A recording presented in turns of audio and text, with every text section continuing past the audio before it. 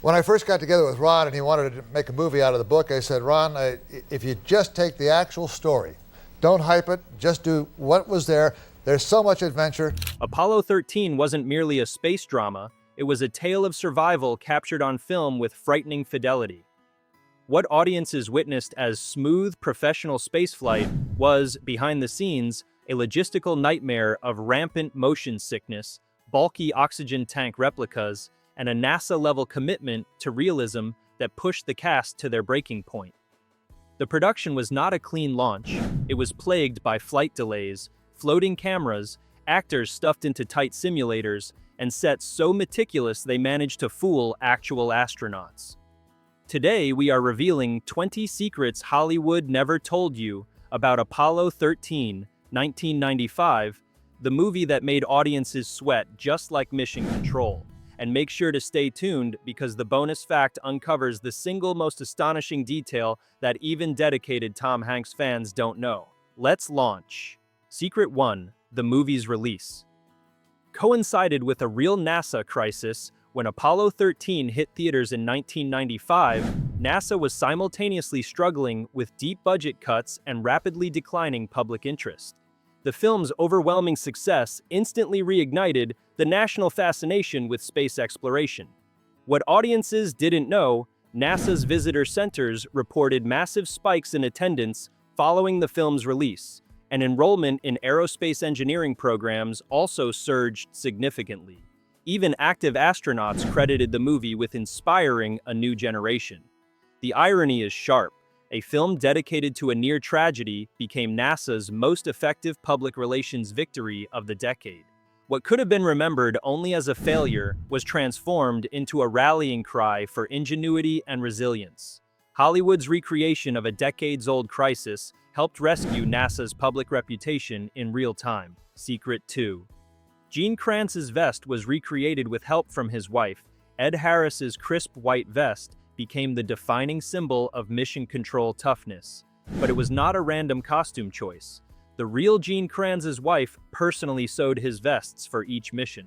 Ron Howard was determined to preserve that personal detail, so Kranz's actual wife, Marta, advised the costume department. What audiences didn't realize, Harris wore replicas made using the very same fabric patterns Marta had utilized in the 1960s. The vest became a talisman on set, symbolizing NASA's unrelenting grit. Harris treated it with near-religious reverence, only putting it on minutes before takes. The costume was not just clothing, it was a direct, hand-stitched thread back to history, crafted by the same woman who had supported her husband through one of the most perilous missions. That detail provided Harris's Kranz with not just authority, but profound soul. Secret 3. The famous line was almost cut. "Houston, we have a problem," is iconic now, yet Ron Howard nearly left it on the cutting room floor. The actual phrase spoken by Jim Lovell was longer and highly technical, and the screenwriters worried the simplified movie version would feel too cliché. What audiences didn't know, during early test screenings, the line elicited an audible gasp from the audience. Viewers leaned forward the moment they heard it. Howard realized it was the film's chilling emotional heartbeat, simple, unforgettable, and immediately recognizable, keeping it turned a basic line of dialogue into one of cinema's most frequently quoted phrases. Today, it's used globally in business, politics, and pop culture. A nearly deleted line became an immortal catchphrase, not technical or verbose, just 5 words that perfectly captured disaster and resilience in a single breath. Secret 4. Ron Howard snuck into mission control. As a kid, here's a weird personal connection. Ron Howard's fascination with the Apollo program began long before he became a director. As a child star filming The Andy Griffith Show, he visited NASA during the Apollo era and managed to sneak into mission control. He never forgot the wall of blinking lights and the intense, solemn focus of the engineers. What audiences didn't know, Howard drew heavily on that childhood memory to recreate mission control down to the last authentic detail. He even positioned cameras to mimic his boyhood vantage point, looking up in awe at the controllers. For Howard, Apollo 13 wasn't just another movie, it was a lifelong dream fulfilled. The resulting authenticity wasn't just technical, it was personal. His own past became the emotional blueprint for how audiences would later experience NASA's most dramatic hour. Secret 5. The actors were strapped into spinning rigs. Zero gravity was not the only physical challenge. For scenes simulating the spacecraft tumbling, Ron Howard utilized massive rotating gimbal rigs. These machines spun the actors inside capsule replicas. Tom Hanks, Kevin Bacon, and Bill Paxton were literally bolted in and spun at dizzying speeds while cameras rolled. What audiences didn't know, Hanks reportedly vomited after several takes, while Paxton nearly blacked out. Crew members kept buckets ready just off camera. The actors pleaded with Howard for relief, but he insisted and pushed them harder, reminding them that the real astronauts endured far worse. The rigs were not special effects, they were brutal physical machines. What you see on screen, the sweat, the shaking, the loss of balance, was not faked. It was real bodies under punishing strain as Hollywood recreated outer space turbulence by pushing its stars to their breaking point. Secret 6. The splashdown scene. Nearly sank the actors. Filming the ocean landing was significantly more dangerous than anticipated. The crew shot in the Pacific Ocean using real Navy recovery helicopters and ships, but the capsule set, built for extreme realism, continually threatened to capsize. Hanks, Paxton, and Bacon were strapped inside while violent waves battered them. Safety divers hovered nearby, but at one point the hatch jammed and the actors genuinely panicked. What audiences didn't know, Tom Hanks later confessed he feared drowning more during that single scene than he had during any stunt in his career. Ron Howard refused to fake the shot in a controlled tank. He demanded the raw chaos of the Pacific. The result was a scene that feels authentic because it nearly was catastrophic. Survival was not merely acting, it was real. Secret 7. The script was rewritten mid-production. The Apollo 13 screenplay, adapted from Jim Lovell's memoir, Lost Moon, was still a living document when filming started. Howard and the writers constantly reworked entire sections during production. For instance, the now iconic line, "Houston, we have a problem," wasn't delivered exactly as it occurred in real life, but was polished for maximum dramatic punch. What audiences didn't know, daily rewrites meant actors sometimes received new technical dialogue only hours before shooting. Tom Hanks embraced it, calling it controlled chaos. Kevin Bacon, however, admitted the constant changes drove him anxious, forcing him to memorize technical jargon at a breakneck speed. Yet the rewrites gave the film genuine urgency. It evolved in real time, much like the actual mission itself. The script wasn't fixed, it was alive, shifting like mission control, improvising solutions under pressure. Secret 8. Gary Sinise immersed himself in simulator training. As astronaut Ken Mattingly, Gary Sinise had one of the most technical roles. Mattingly never flew the mission, but his simulator work back on Earth proved instrumental in saving the crew. Sinise mirrored that dedication by spending weeks inside actual NASA simulators, rehearsing power-up sequences until he could run them flawlessly in his sleep.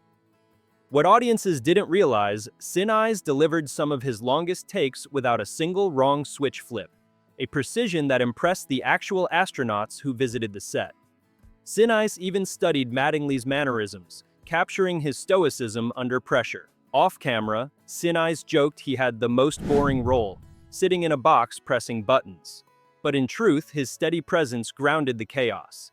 His performance sold the film's most technical sequences as real-life problem-solving rather than stage drama.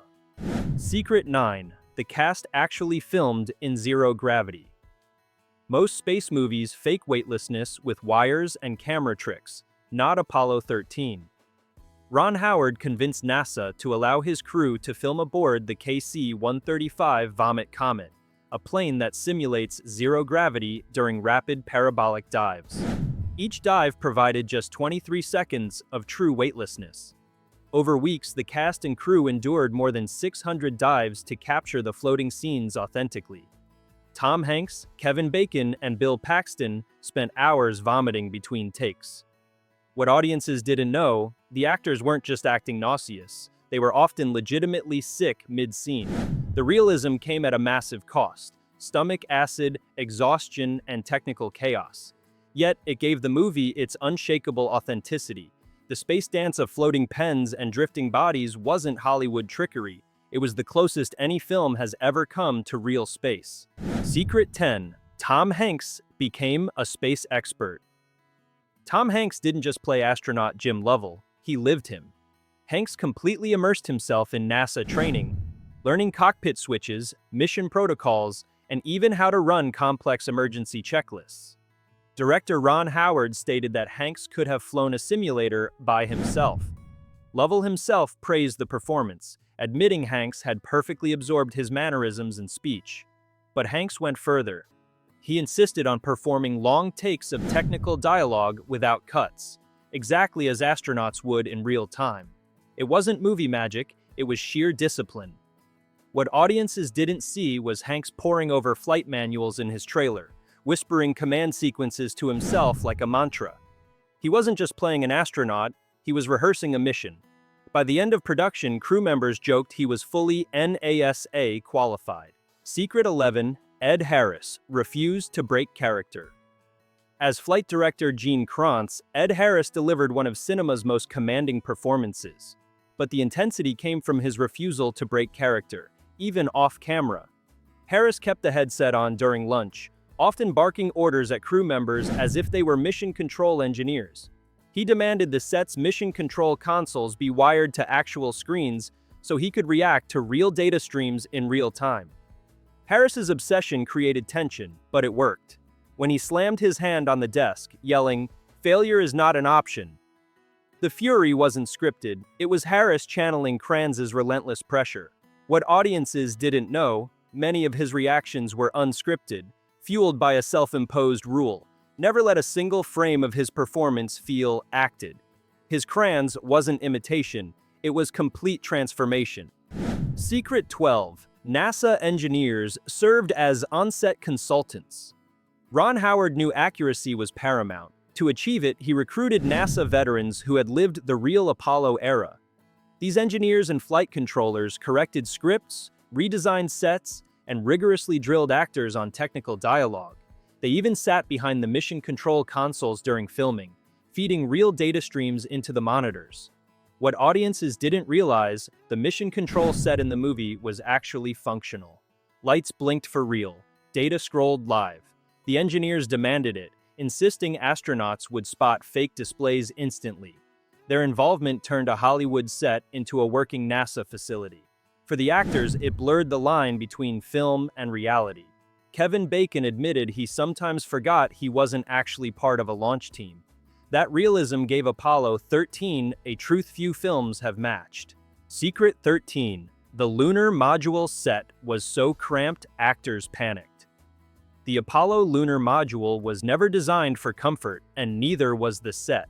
Built to exact scale, it crammed Hanks, Paxton, and Bacon shoulder to shoulder. The heat of stage lights combined with minimal airflow made it almost unbearable. Actors frequently emerged drenched in sweat, gasping for air. Bill Paxton confessed to moments of claustrophobia so strong he begged for breaks. Ron Howard refused to enlarge the set, arguing the severe discomfort mirrored the astronauts' real-life ordeal. What audiences didn't know, some of the tense, frustrated exchanges between the actors weren't scripted. They erupted from genuine frustration in the stifling capsule. The suffocating realism turned performance into survival. The set wasn't just a replica, it was a psychological pressure chamber. Secret 14. Kevin Bacon almost wasn't cast. Kevin Bacon's role as Jack Swigert seems inevitable now, but he wasn't the first choice. John Cusack was initially considered but turned it down. Bacon stepped in with only weeks to prepare. What audiences didn't know, Bacon barely had time to study the real Swigert, so he leaned heavily on NASA's trainers and Tom Hanks's obsessive research. Despite the rush, Bacon's natural quickness gave Swigert his essential edge. Off-camera, Bacon worried he would be the weak link in a cast full of heavyweights like Hanks and Harris. Instead, his natural energy perfectly balanced Hanks's steady calm and Paxton's humor. His late casting injected a spark of unpredictability. Ironically, that mirrored Swigert's real story. He was a last-minute replacement astronaut thrust into a deadly mission with no time to prepare. Art and history aligned perfectly. Secret 15. Bill Paxton's illness changed his performance. During shooting, Bill Paxton fell seriously ill with the flu. His fever ran so high the crew debated halting production, but Paxton insisted on working, delivering lines drenched in sweat. What audiences didn't realize, many of his sickly expressions weren't acting. They were his body breaking down in real time. Director Ron Howard decided to keep the footage, arguing it gave Paxton's character, Fred Haise, a chilling, desperate authenticity.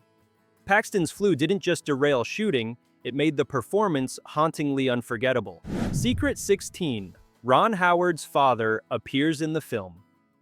Ron Howard has a long habit of sneaking family into his films, and Apollo 13 is no exception. His father, actor Rance Howard, plays the priest who comforts the Lovell family during the crisis. It wasn't just a simple cameo, it was personal. Ron Howard grew up in the shadow of the Apollo era, watching his father navigate Hollywood as he himself dreamed of storytelling. What audiences didn't know, Ron shot his father's scene with quiet reverence, insisting on multiple takes, not for technical reasons, but to preserve a memory.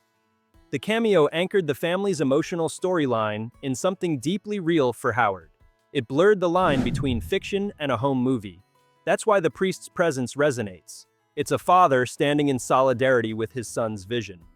Secret 17. The real Jim Lovell has a cameo.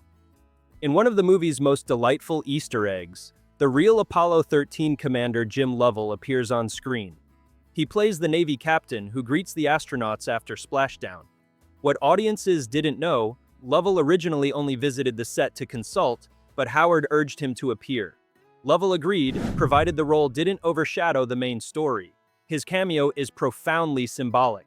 He literally welcomes his own cinematic double, Tom Hanks, back to Earth. Lovell later joked he got seasick filming the scene, even though he had survived the real Pacific recovery with iron nerves. The meta moment gave the cast and crew chills. For viewers who recognize him, it's like a secret handshake, proof that the man who lived it approved of the movie's retelling of his impossible survival. Secret 18. NASA didn't want the movie made. Initially, before production even began, NASA worried Apollo 13 would damage its public image. Why highlight a failed mission? Executives feared the public would view it as an embarrassment rather than a triumph of survival. Ron Howard fought back, arguing the movie wasn't about failure, it was about American ingenuity and human resilience. NASA eventually opened its doors, granting unprecedented access to training facilities and simulators. What audiences didn't realize, Howard's crew shot scenes inside the actual Johnson Space Center, using the very same simulators astronauts trained on. That priceless partnership only happened because Howard successfully reframed the near disaster as NASA's finest hour. The irony is sharp. What NASA feared would be damaging turned into one of the most celebrated depictions of their professionalism and brilliance. Secret 19. Launch sequence used real Saturn V footage. The liftoff scene in Apollo 13 looks breathtakingly real, and that's because much of it is. Ron Howard meticulously blended miniature effects with genuine archival NASA footage of an actual Saturn V launch. What audiences didn't know, matching Hollywood lighting and color grading to real NASA stock film, nearly broke the effects team. They spent weeks adjusting smoke density, flame coloration, and cloud behavior so the cuts felt completely seamless. Howard insisted audiences must believe the astronauts were really strapped on top of a rocket, not watching a model. The final composite was so good it fooled even NASA engineers who praised the launch sequence as eerily accurate. Secret 20. The sound design used real NASA recordings. Every beep, static burst, and crackle of dialogue in Apollo 13 was meticulously engineered. The sound team blended studio recordings with actual NASA mission audio.